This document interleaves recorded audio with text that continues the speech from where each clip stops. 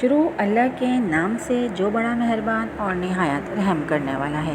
السلام علیکم دوستو، آج میں آپ کو حضرت موسیٰ علیہ السلام کا واقعہ سنانے جا رہی ہوں۔ واقعہ بہت دلچسپ ہے، تو برائے مہربانی اس کی مت کیجیے گا۔ حضرت موسیٰ علیہ السلام اللہ تعالیٰ کے پیغمبر ہیں۔ اللہ تعالیٰ نے آپ پر اپنا بڑا کرم کیا ہے۔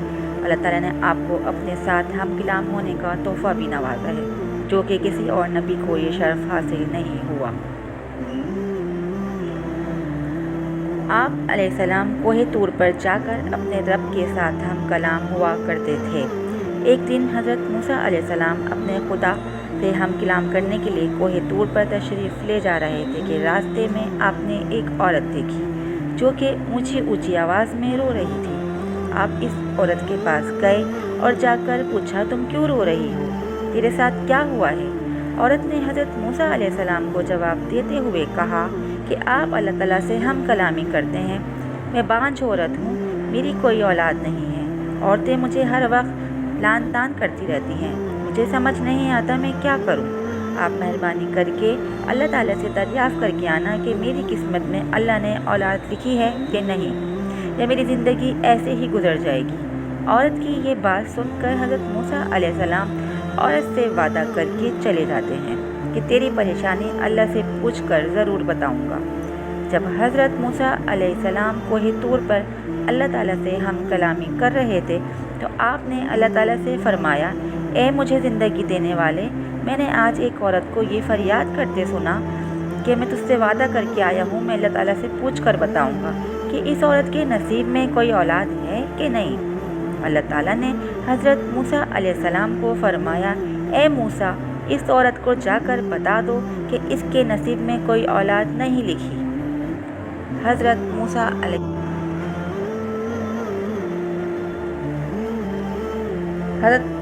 علیہ السلام اس عورت کے پاس گئے اور اللہ تعالیٰ کا پیغام دے دیا۔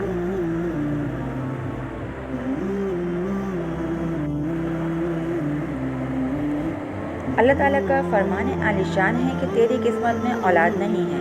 یہ سن کر عورت نے رونا دھونا شروع کر دیا اور صبر کرنے کے علاوہ اس کے پاس بچہ ہی کیا تھا۔ وہ معمول کے مطابق زندگی بسر کر رہی تھی۔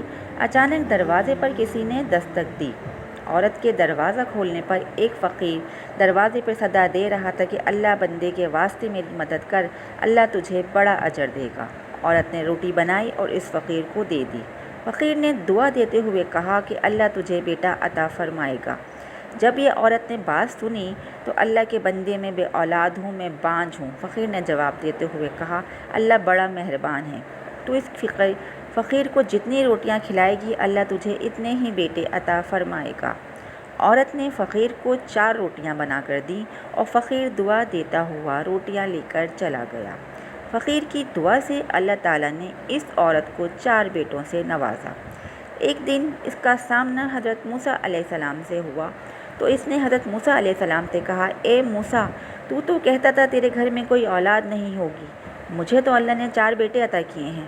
حضرت موسیٰ علیہ السلام اس عورت کی بات سن کر حیران رہ گئے اور کوہ طور پر جا کے اللہ تعالیٰ سے کہا کہ اللہ، تو نے مجھے فرمایا تھا اس عورت کے نصیب میں کوئی اولاد نہیں ہے، پر اس کو تو نے 4 بیٹے عطا کر دیے۔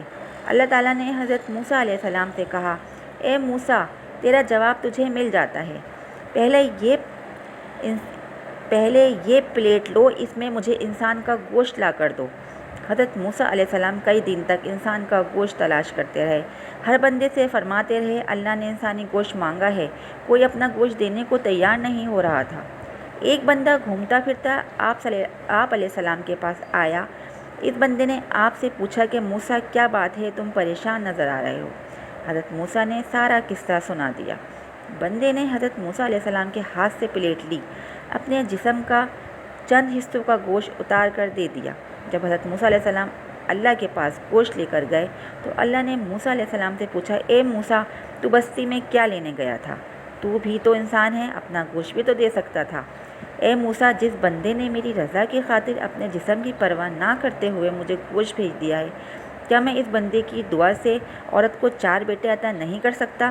اللہ تعالیٰ نے فرمایا، جو بندہ میری خاطر سب کچھ دینے کو تیار ہو جاتا ہے تو میں اس کے لیے اپنے لکھے ہوئے فیصلے بھی تبدیل کر دیتا ہوں۔ سبحان اللہ۔ حضرت موسیٰ علیہ السلام نے جب اللہ کی یہ بات سنی اور کہا اے اللہ تیرے راز تو ہی جانتا ہے، تو ہی سب کو عطا کرنے والا ہے، ہمیں بھی چاہیے کہ اللہ تعالیٰ کی راہ میں زیادہ سے زیادہ صدقہ خیرات کریں۔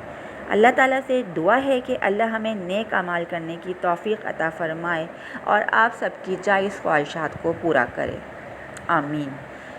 واقعہ اگر پسند آیا ہو تو اس کو آگے شیئر کر دیجئے اور میرے چینل کو سبسکرائب کر دیجئے۔ ویڈیو دیکھنے کا شکریہ۔ اگلے ویڈیو تک کے لیے اللہ حافظ۔